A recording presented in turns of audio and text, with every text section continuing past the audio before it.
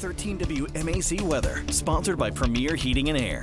6:07 this morning. How about those Perry Panthers? I mean, it was a party out there, and it was a party in Atlanta, too. You said half the town of Perry was up in Atlanta. That's what it looked like, at least. They filled Mercedes-Benz Stadium. It was pretty impressive. Yeah, and honestly, Stockbridge as well. Like that whole lower bowl there in Mercedes-Benz Stadium was full of people. I was like, are you sure? Is there some crossover going on here? But yeah, no.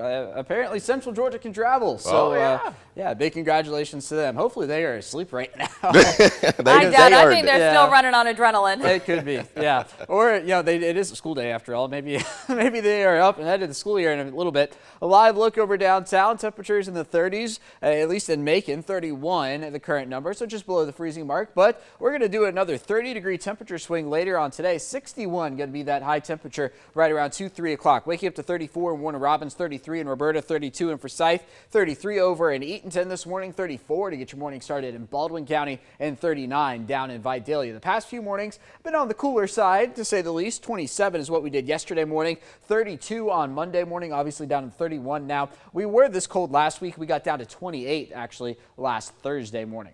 Now, the radar picture, quiet, nothing going on across central Georgia this morning, and really, for that matter, quiet across the southeast. You take a look at future view through the day today, going to notice some more cloud cover than we saw yesterday. Temperatures in the mid-50s by the noon hour. And I know you see 55, 56, 57. I actually think we get into the low 60s again today across central Georgia, considering we got to 60 degrees yesterday afternoon. So I'm going with 61 for the high temperature here in Macon.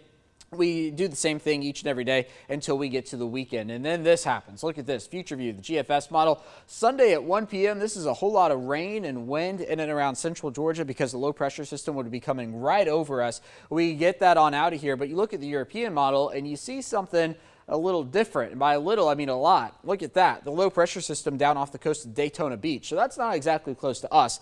If it were to be somewhere in between, we'd see more rain on the southeast side than the northwest side. But regardless to say, we got a lot to figure out here with the models in the next 24 to 48 hours. And what's going to help tremendously is to actually get this low pressure system to develop so that the models have a good handle on it and thus predict a good forecast here in central Georgia. So as of now, it looks like we do have a fairly substantial rain chance at about 60% for Sunday, 20% for Saturday. Again, Saturday looks mostly dry. It's Sunday that could be the problem day. But look, if this low pressure system is down off the coast of Daytona Beach, forecast is not going to stay the same. It is going to be much drier here in central Georgia. 8 days away from the first day of winter, 12 days away from Christmas. So yes, it's beginning to come into view. Out the door today, looking at an average high temperature right around 62. I expect to get to 61 later this afternoon. And seeing that with partly cloudy skies, winds out of the northeast, 5 to 10 miles an hour. Sunrise right around 7:28. Tonight, also night 7 of Hanukkah. Looking at temperatures likely in the 50s right around sunset, mid to low 50s, we'll say,